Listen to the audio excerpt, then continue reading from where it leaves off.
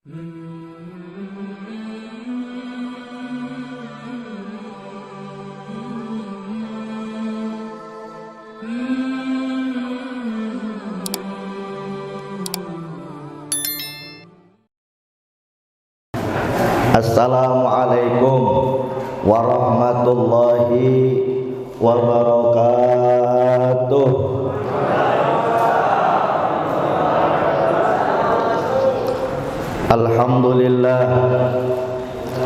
Alhamdulillahilladzi hadana lihada wa ma kunna linahtadiya laula an hadanallah. Ashhadu an la ilaha illallah wa ashhadu anna Muhammadan abduhu wa rasuluh arsalahu Allah ta'ala bil huda wa dinil haqq liyudhhirahu 'ala ad-dini kulli walau karihal musyrikun. Allahumma salli wa sallim wa karrim wa 'azzim ala nabiyyina Muhammad wa ala alihi wa ashabihi wa man tabi'ahu wa nasarahu ila yaumil ma'ad, amma ba'd. Qala ta'ala fi muhkami tanzilih wa huwa asdaqul qailin. Fastajaba lahum rabbuhum anni la udhi'u amala amilin minkum min dzakarin aw untha ba'dukum min ba'd balladina hajaru wa ukhriju min diyarihim wa udu fi sabili wa qatalu wa qutilu la ukaffiranna anhum sayi'atihim wa la udkhilannahum jannatin tajri min tahtihal anhar sawaban min indillah wallahu indahu husnus sawab. Wa qala nabiyyuna Muhammad sallallahu alaihi wasallam, man salaka tariqan yaltamisu fihi ilman sahhalallahu lahu tariqan ilal jannah. Shadaqallahul aliyyul azim wa sadaqa rasuluhun nabiyyul habibul karim wa nahnu ala dzalika minasyahidin wasyakirin walhamdulillahi rabbil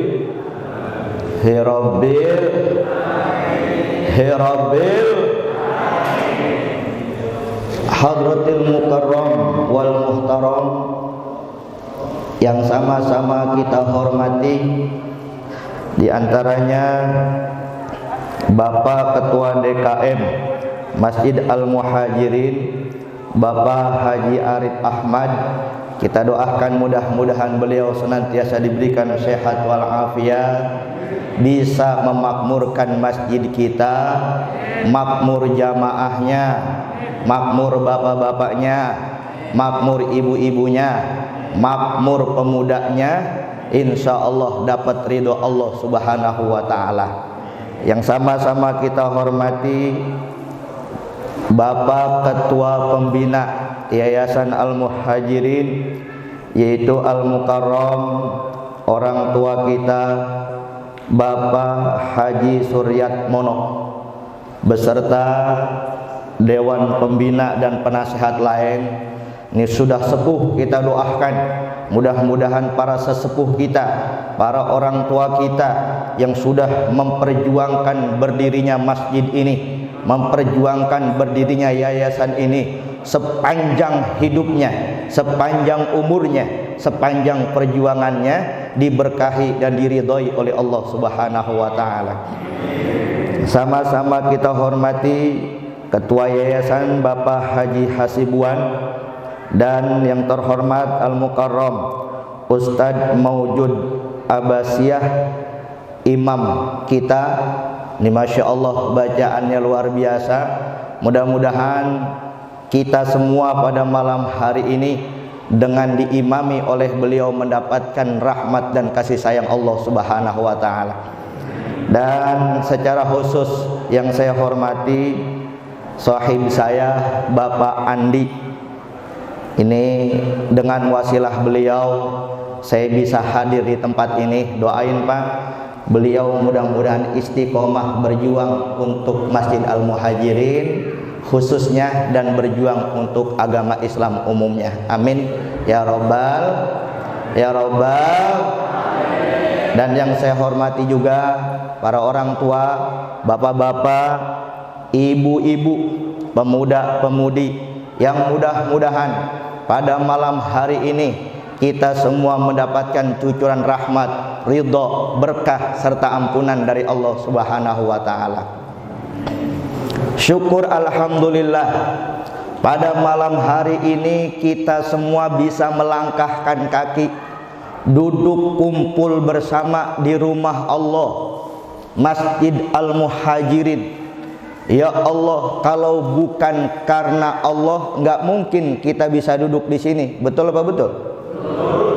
Ada orang yang udah niat banget hadir pada malam hari ini, anaknya sakit nggak jadi hadir. Bener kagak? Bener kagak? Ada ibu-ibu yang udah niat banget, pokoknya malam tahun baru Hijriah hadir ke Masjid Muhajirin. Nonton TV sinetronnya bagus, jadi nggak berangkat. Kira-kira jadi berangkat kagak? Tuh, kita berangkat ke sini ini karunia Allah. Maka mudah-mudahan setiap langkah kaki kita, duduk kita dari awal hingga akhir, semuanya Allah catat sebagai amal ibadah yang diterima di sisi Allah Subhanahu wa taala. Pak, Bu, ya Allah, kalau pada malam hari ini duduk kita diterima oleh Allah, ini pahalanya agung luar biasa. Dikatakan julusuka sa'atan fi majlisil ilmi walam taktub harfan walam taltamis qalaman khairul laka min antusalliya al-faraqatin. Bapak, Ibu, duduk kamu sesaat saja di majlis ilmu, enggak megang pulpen, enggak menulis satu huruf pun, itu lebih baik untukmu di sisi Allah daripada sholat sunnah sebanyak 1000 rakaat.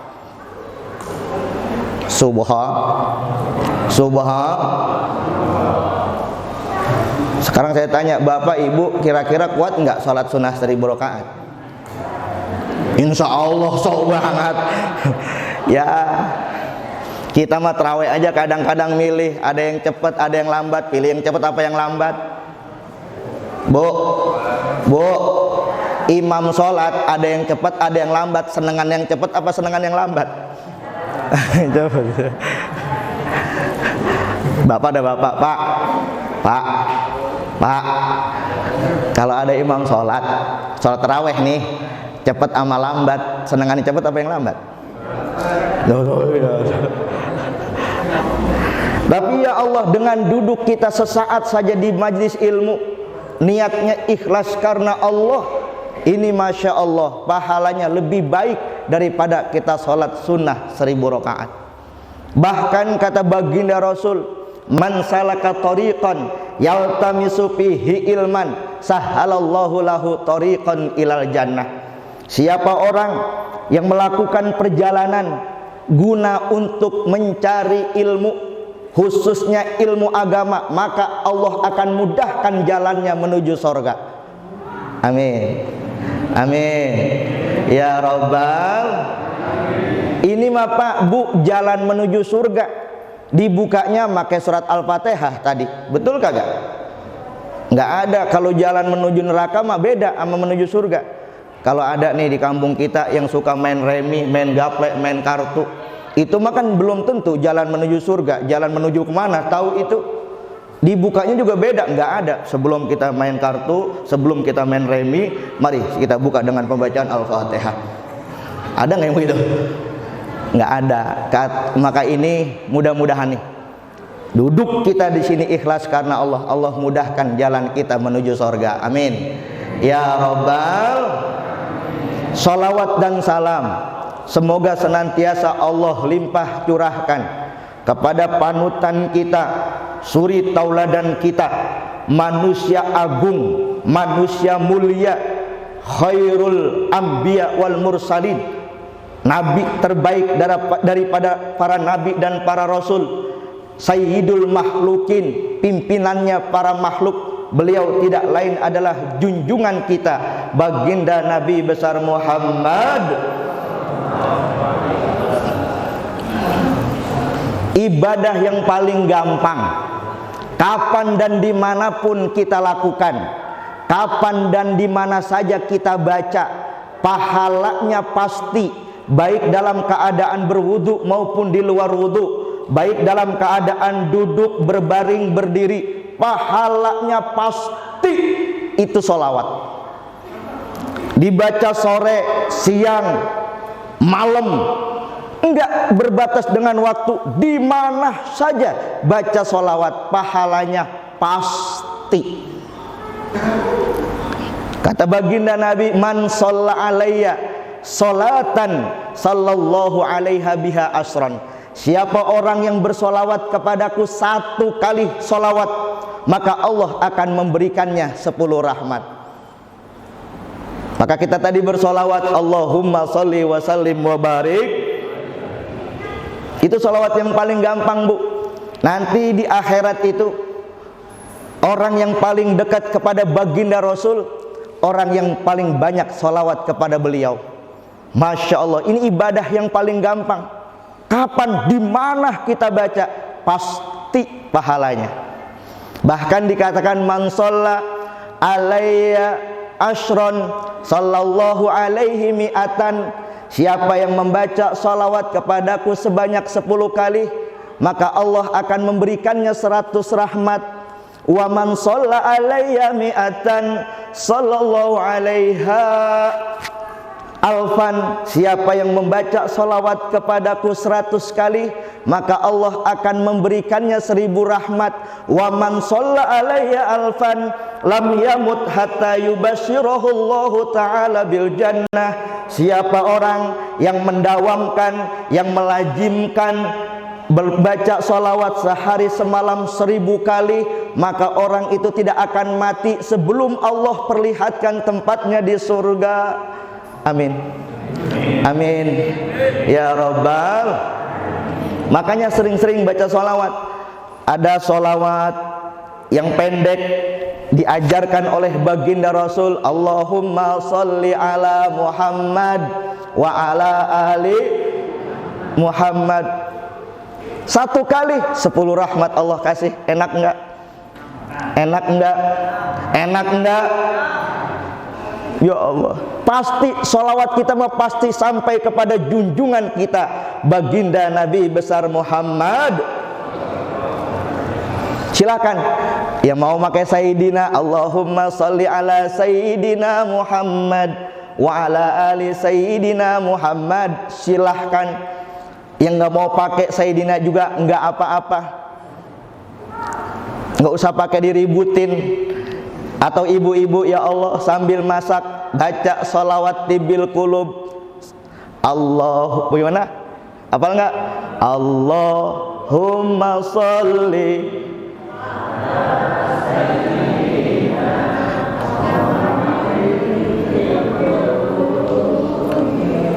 wa dawaiha wa afiyatil.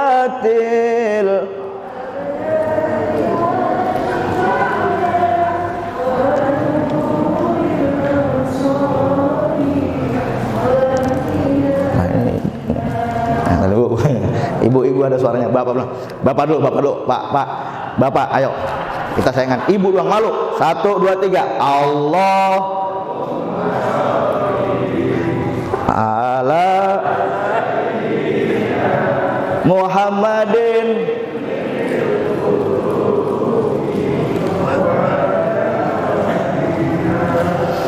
wa afiyatil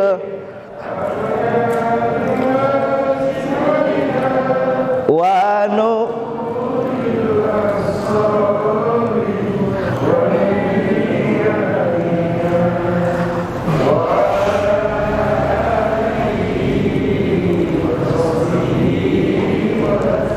Ya Allah, suaranya malu-malu. Bu,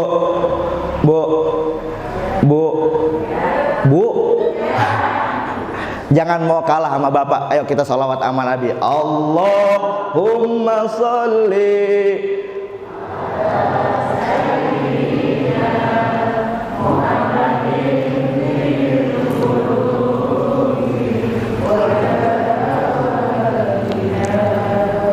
wa afiyatil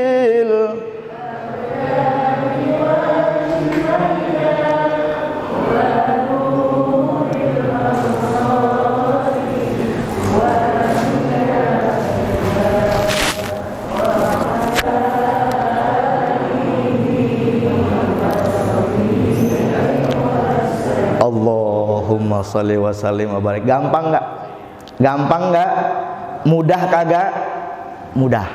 Tapi masya Allah kita baca, insya Allah Nabi membalas salawat kita. Ma min ummati yusalli wa yusallim alayya illa raddallahu alayya ruhi hatta arudda alaihi salam. Enggak ada satu orang pun dari umatku ikhlas karena Allah membaca salawat dan salam kepadaku kecuali Allah kembalikan ruhku untuk membalas salam daripada umatku. Allahumma sholli wa sallim wa barik. Pak, Bu, ini syukur alhamdulillah malam hari ini kita semua memperingati masuknya tahun baru Hijriah 1443 Hijriah. Setiap kita memperingati tahun baru Hijriah, kita diingatkan tentang perjuangan berat yang dilakukan oleh baginda Nabi besar Muhammad sallallahu alaihi wasallam bersama para sahabatnya. Bu, Pak, kalau tidak ada peristiwa hijrah baginda Rasul, maka Islam pada saat itu bisa saja punah.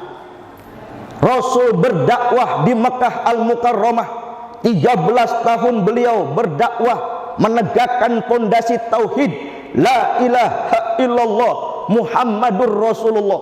Ditentang oleh orang-orang kafir Quraisy, baginda Rasul diancam akan dibunuh, baginda Rasul diancam dikucilkan, ekonominya diembargo, bahkan pengikutnya pun diancam. Siapa yang ikut baginda Rasul, orang-orang kafir Quraisy akan membunuhnya. Pengikut Nabi pada saat itu banyak, tapi Islam pada saat itu masih menjadi umat yang minoritas. Kondisi udah enggak kondusif. Rasul sudah tidak ada lagi pintu untuk dakwah, jalan buntu. Islam akan punah pada saat itu kalau Rasul tidak meneruskan dakwahnya. Tapi Allah perintahkan baginda Rasul untuk hijrah ke Madinah Al-Munawwarah. Di Mekah Rasul dikucilkan, di Mekah Rasul dicemooh, di Mekah Rasul difitnah, di Mekah Rasul diusir, di Mekah Rasul bersama para sahabat akan dibunuh. Rasul hijrah ke Madinah. Ya Allah, tidak disangka baginda Rasul disambut dengan sambutan yang hangat dan meriah. Diragukan qasidah Tala'al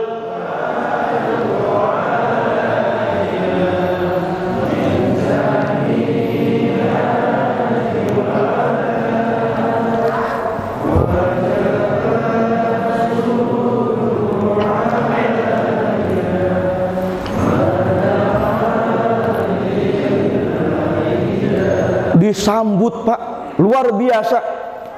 Orang-orang Madinah Al-Munawwarah begitu mengagungkan baginda Rasul, menyambut Rasul dengan sambutan yang luar biasa. Dan Rasul melihat pada saat itu Islam akan jaya setelah hijrahnya baginda Rasul dari Mekah ke Madinah. Maka Masya Allah, dakwah itu nggak boleh berhenti. Kalau kita dakwah menyebarkan Islam dicekal, dijegat, cari tempat lain, hijrah, dakwah harus tetap dilaksanakan. Mudah-mudahanlah kita semua semangat dalam berdakwah. Amin. Amin. Sekarang saya tanya, Pak, Bu, semangat buat dakwah? Semangat buat dakwah? Siap istiqomah? Siap istiqomah? Siap berjuang buat Islam? Siap berjuang buat Islam? Siap berkorban buat Islam? Siap berkorban buat Islam? Takbir! Takbir, takbir, Allahumma sholli wa sallim wa barik. Tuh. Jangankan kita orang biasa, Rasul Pak dicekal dakwahnya. Nah, setelah sampai di Madinah, Rasul tersenyum melihat sambutan orang-orang Madinah. Pada saat itu, pertama yang Rasul lakukan adalah mempersaudarakan orang yang dari Mekah dengan orang yang dari Madinah.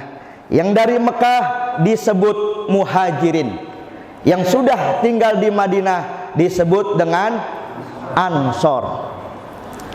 Diikat mereka, pribumi ansor, pendatang muhajirin, pribumi dan pendatang diikat oleh baginda Rasul dalam persaudaraan ukhuwah Islamiyah, la ilaha illallah Muhammadur. Suku-suku yang ada udah nggak boleh fanatik terhadap sukunya. Aliran-aliran yang ada nggak boleh fanatik terhadap alirannya. Kasta-kasta yang ada nggak boleh fanatik terhadap kastanya. Rasul sampai ke Madinah, seluruh suku, baik Bani Kainuqa, Bani Nadir, Bani Khuraijah, yang pada saat itu mereka itu fanatisme buta terhadap golongannya, Rasul datang diikat dengan persaudaraan, la ilaha illallah Muhammadur. Makanya fanatisme buta itu haram hukumnya dalam Islam. Kita punya organisasi, masyarakat punya nama, boleh kita cinta sama organisasi kita, tapi enggak boleh fanatik. Kita punya golongan pemahaman, boleh kita cinta sama pemahaman golongan kita, tapi haram hukumnya fanatik.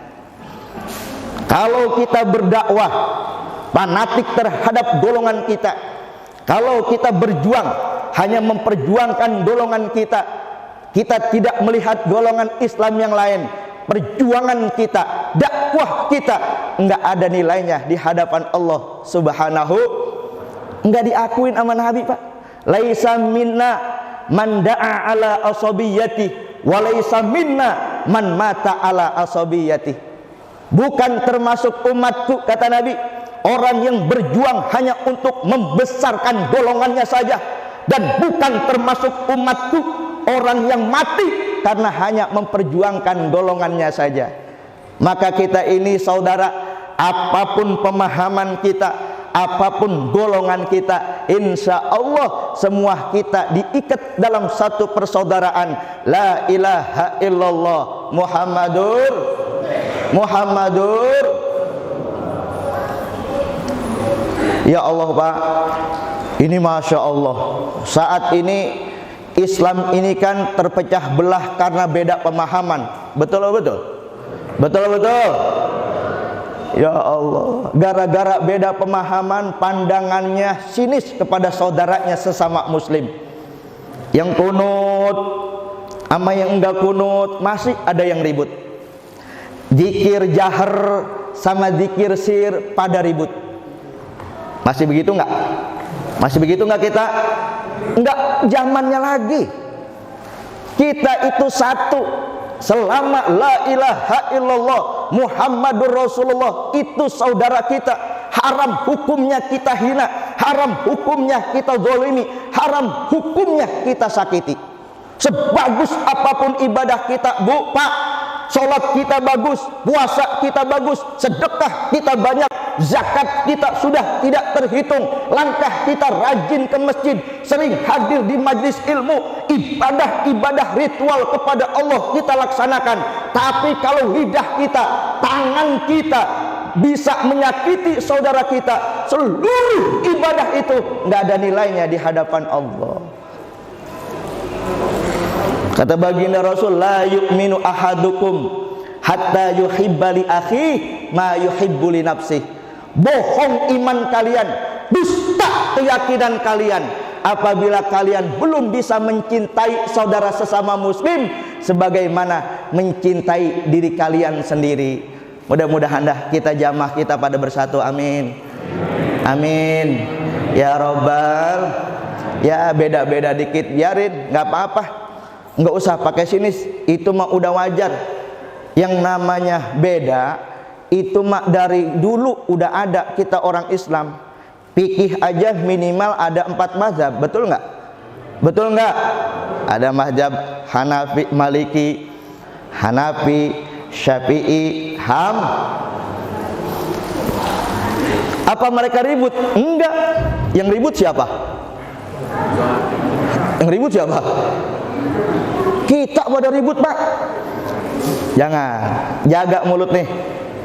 Ya Pak. Ya Pak. Jaga mulut kita. Kata baginda Rasul, Islam itu Pak, artinya al-Islam, damai, saling menyelamatkan antara satu dengan yang lain. Islam itu agama damai. Nggak boleh kita nyakiti, apalagi sesama saudara muslim.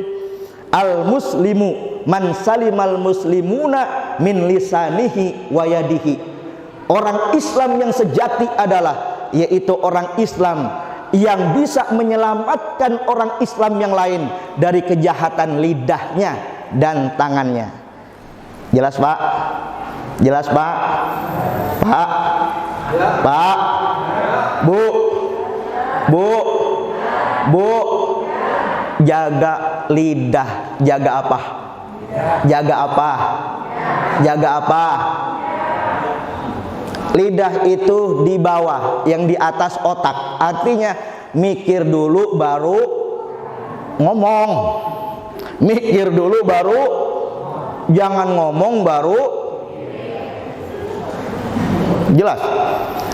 Hati-hati, ini omongan kita kira-kira bisa hina orang kagak, nyakitin orang kagak. Ya Allah, ini lidah makan gak bertulang. Mau ngomong apa aja boleh, betul kagak? Betul kagak? Lidah ngomong apa aja bisa. Mitnah orang bisa, muji orang, jatuhin orang, ngangkat orang, fitnah orang, ngucilkan orang, menggibah orang, zikir, zikir, baca Quran, baca hadis, bisa. Makanya kita diingatkan salamatul insan fi hifdzil lisan. Selamatnya orang Islam sejauh mana dia bisa menjaga lidahnya. Nah, dulu ada sekelompok orang dari pedalaman datang sama Rasul. Lalu bertanya, "Ya Rasulullah, inna fulanah binti fulan qamatil lail wa shamatin nahar wa tasaddaq wa ta'mal walakinnaha ya Rasulullah tu'ji jiranaha bilisaniha."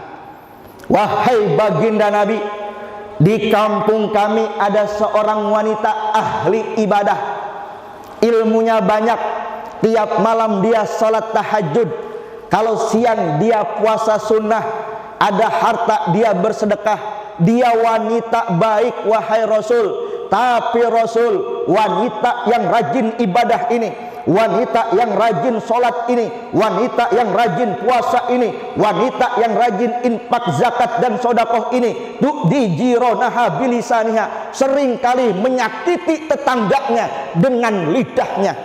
Bagaimana pendapatmu wahai baginda Rasul? Rasul menjawab, la khairu fiha hiya min ahlin nar. Enggak ada kebaikan buat wanita seperti itu. Dia wanita calon penghuni neraka. Na'udhu, na'udhu, na'udhu. Jaga lidah, ya Bu. Bu, Bu, Bu, Bu. Jaga lidah. Kalau lagi beli sayur di warung, udah beli sayur aja, nggak usah ngomongin siapa-siapa. Ini kadang-kadang ya Allah, ibu-ibu mana atau bukan ibu-ibu sini. Ini kadang-kadang beli sayur, siapa aja diomongin. Mudah-mudahan yang hadir di sini bisa jaga lidahnya masing-masing. Amin. Amin. Ya Rabbal. Jadi lidah. Karena apa? Ini kalau udah nggak bisa jaga lidah, ini luar biasa. Sekarang zaman medsos Pak Bu, mecah belah umat dengan lidah bisa, dengan tulisan bisa. Betul kagak? Ini hati-hati, ujaran kebencian luar biasa di medsos. Orang ngomong asal ngomong, berani sekali, tapi berani mengkritik habis ulama dan habaib yang alim. Ada nggak yang begitu? Ada nggak yang begitu? Jangan. Kita mah jangan. Kalau ada ujaran kebencian, kita periksa dulu, bener nggak ini berita. Jangan sampai ada ujaran kebencian langsung kita share ke grup-grup lain. Naudzu, bisa aja dari tangan kita nih, gara-gara kita salah ngetik, gara-gara kita salah nge-share, gara-gara kita salah berucap, ternyata itu yang menjerumuskan kita di hadapan Allah Subhanahu wa taala. Naudzu, jaga persatuan. Kita orang Islam nggak boleh saling maki. Ini sekarang ada aliran takfiri, dikit-dikit kafir, dikit-dikit bid'ah, dikit-dikit sesat. Ada nggak yang begitu? Ada nggak yang begitu? Nggak boleh. Ini Masya Allah, selama masih la ilaha illallah Muhammadur Rasulullah, dia saudara kita. Pak, Bu, nih, saya bisa jamin yang hadir pada malam hari ini, kalau meninggalnya dalam keadaan Islam pasti masuk surga. Yakin kagak? Yakin nggak? Harus yakin. Kalau kita meninggal dunia membawa agama Islam pasti masuk surga. Yakin kagak? Bu, yakin gak, Bu?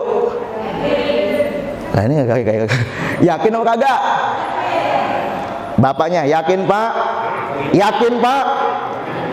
Pasti. Siapa yang jamin? Baginda Nabi, man qala la ilaha illallah dakhalal jannah. Siapa orang Islam yang pernah mengucapkan dan meyakini la ilaha illallah dakhalal jannah, pasti masuk surga. Waktu Nabi mengungkapkan dalil ini, waktu Nabi menyampaikan hadis ini, sahabat ada yang bertanya, wa in zana ya Rasulullah, bagaimana kalau umatmu ketika di dunia pernah berzina wahai Rasul, apa tetap masuk surga? Wa in zana, kata Nabi, sekalipun dia pernah berzina, kalau meninggalnya membawa agama Islam, pasti masuk surga. Wa in sarok ya Rasulullah, bagaimana kalau umatmu di dunia pernah korupsi, pernah mencuri, pernah mengambil hak orang, apalah dia pasti masuk surga. Wa in sarok, sekalipun pernah mencuri, sekalipun pernah korupsi, kalau meninggalnya dalam keadaan Islam, pasti masuk surga. Wa in qatal ya Rasulullah, bagaimana kalau umatmu di dunia pernah membunuh, menghilangkan nyawa seseorang? Wa in qatal, sekalipun pernah membunuh, sekalipun pernah menghilangkan nyawa seseorang, kalau meninggalnya dalam keadaan Islam, pasti masuk surga. Cuman masuk surga ada dua caranya. Ada yang langsung masuk surga, ada yang mampir dulu ke dalam. Sekarang saya tanya, Pak Ibu, mau langsung apa mau mampir? Sekarang saya tanya, Bapak Ibu mau langsung mau mampir? Mudah-mudahan kita semua yang hadir langsung masuk surga. Ya Robbal. Ya kalau yang mau mampir silahkan. Ya silahkan. Kali ada yang mau nyoba-nyoba gitu. Nggak lama Pak, orang Islam di neraka nggak lama. Paling 1 juta tahun, 2 juta tahun. Mau Pak? Mau kagak? Naudzu. Mudah-mudahan dah semua kita dimasukkan surga oleh Allah Subhanahu wa taala. Jangan sok, jangan memponis orang Islam yang lain bid'ah, neraka, sesat.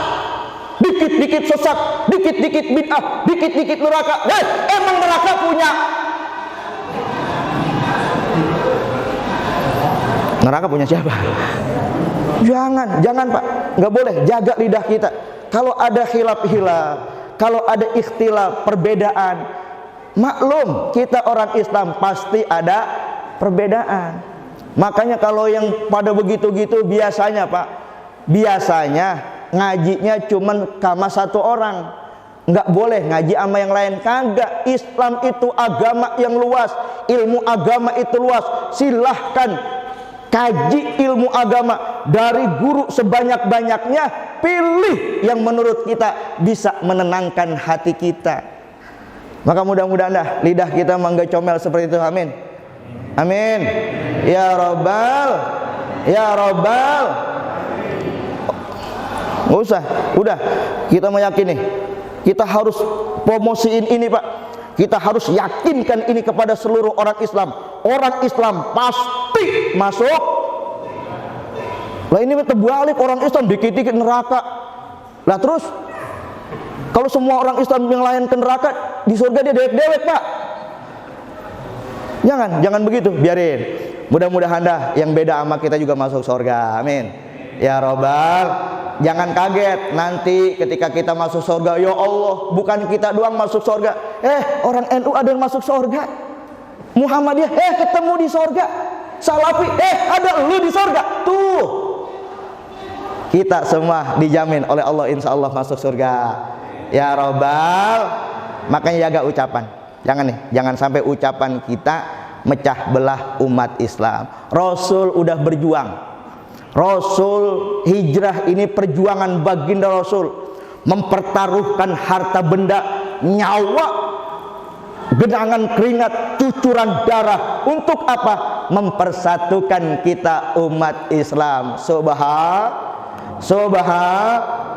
Tadi qoriah kita dengan lantunan yang indah mengingatkan kita, waqtasimu bihablillahi jami'a wala tafarraqu, berpegang teguhlah kamu kepada tali agama Allah, bersatulah kamu terhadap agama Allah, wala tafarraqu, jangan sekali-kali berpecah belah. Kita diajarkan dari dulu oleh guru kita, al jama'atu rahmatun wal firqatu adabun, bersatu kita teguh, bercerai kita kawin lagi, runtuh. Insya Allah dah jamaah kita pada bersatu ya Pak. Amin ya Rabbal. Jadi yang pertama itu Rasul satukan tuh antara muhajirin dengan ansor. Udah nggak ada lagi antara pendatang sama pribumi. Satu, kita orang Islam. Kalau mau maju ini masjid nggak boleh ada pendatang ada pribumi, nggak boleh. Harus satu, kita orang Islam. Lalu yang kedua Pak Bu, setelah Rasul mempersatukan muhajirin dan ansor, baginda Rasul membangun masjid. Masjid apa? Masjid apa? Masjid Quba. Ini pertanda kekuatan umat Islam adanya di dalam masjid. Di mana? Di mana? Mengatur strategi perang di zaman Rasul adanya di masjid. Mencari solusi tentang ekonomi adanya di masjid. Apapun kegiatan baginda Rasul pada saat itu dipusatkan di masjid. Wabil khusus sholat 5 waktu. Ini Pak, kalau kita ngaku cinta sama Nabi, jaga sholat 5 waktu. Pak, Bu, sholat, Bu, sholat. Mau sholat apa mau disolatin? Sholat Pak, Bu, ya Allah, sholat itu kata Nabi begini, masalus sholawatil khamsi fil Islam kama salir roksi fil jasad. Perumpamaan sholat 5 waktu di dalam Islam persis seperti kedudukan kepala dalam anggota tubuh. Kalau tangan kita putus satu, kira-kira bisa hidup apa enggak? Kalau kaki kita putus satu, kira-kira bisa hidup apa kagak? Kuping kita hilang satu, bisa hidup apa kagak? Pala kita berpisah dari jasad, kira-kira bisa hidup apa kagak? Walaupun hidup itu namanya apaan, bocong?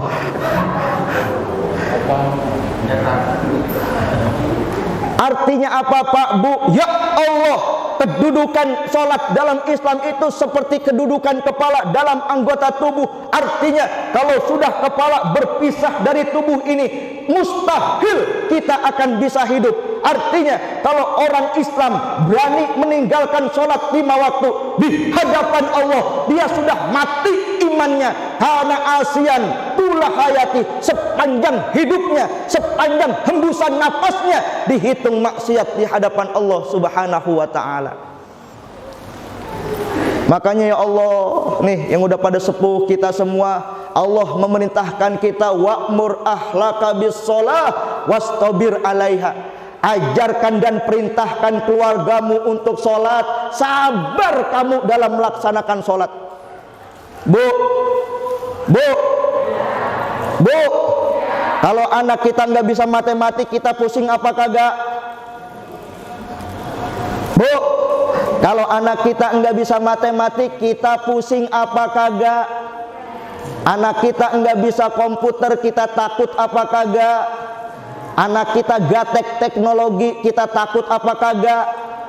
Takut kita anak kita nggak bisa matematik, takut anak kita nggak bisa teknologi, takut anak kita nggak bisa komputer. Tapi banyak orang Islam, banyak orang tua, anaknya nggak sholat, dia nggak takut di hadapan Allah.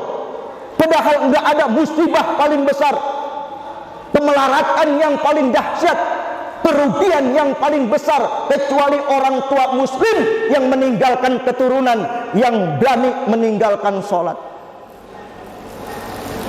Ya Allah, Nabi Allah Ibrahim, kenal Nabi Ibrahim? Kenal Nabi Ibrahim? Di mana? Di mana? Nah, itu sobat kenal. Hebat amat. Ada nomor teleponnya kan? Nabi Allah Ibrahim, Abul Anbiya wal Mursalin, bapaknya para nabi dan para rasul, Khalilullah, kekasih Allah, dijamin masuk surga. Anak-anaknya dan keturunannya soleh dan soleha. Tapi Nabi Allah Ibrahim yang mulia ini, yang suci ini, yang agung ini, yang besar ini, yang dijamin masuk surga ini, dalam doanya beliau selalu mengucapkan kepada Allah, Rabbij'alni muqimas shalah wa min dzurriyyati Rabbana wa taqabbal du'a. Ya Allah, jadikanlah aku, jadikanlah anak keturunanku orang-orang yang menjaga salat 5 waktu ya Allah. Rabbana wa taqabbal du'a. Ya Allah, terimalah permohonan aku ini. Takut Nabi Allah Ibrahim meninggalkan anak keturunan yang berani meninggalkan sholat. Mudah-mudahan dah keturunan kita semuanya mau melaksanakan sholat 5 waktu, amin.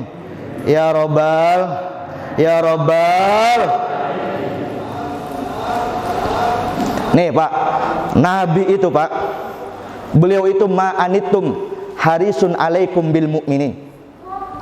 Nabi itu sangat sayang sama umatnya, Rauf Rahim, sangat lemah lembut kepada kita Pak. Nabi itu kalau kita disakiti orang, beliau orang pertama yang ngerasa sakit. Kalau kita dihina orang, beliau paling pertama merasa hina. Tapi Nabi ini ketika memerintahkan masalah sholat, Nabi tegas luar biasa. Muru auladakum bis sholati idza balagu sab'an wadribuhum 'alaiha idza balagu asron.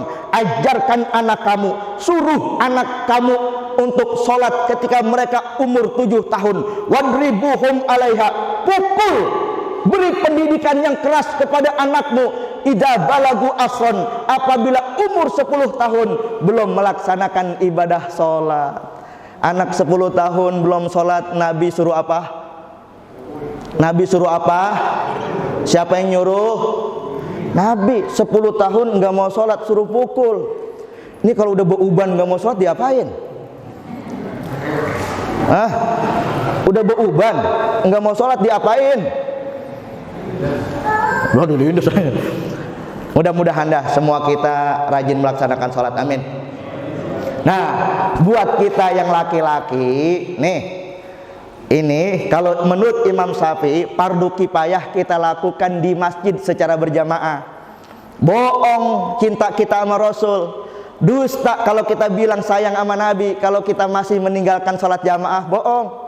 Orang yang cinta sama Rasul pasti kakinya ringan untuk pergi ke masjid sholat berjamaah. Ya Allah Pak, kata Nabi, sholatul jamaati afdalu min sholatil fadhi bisyab'i wa isrina darajah.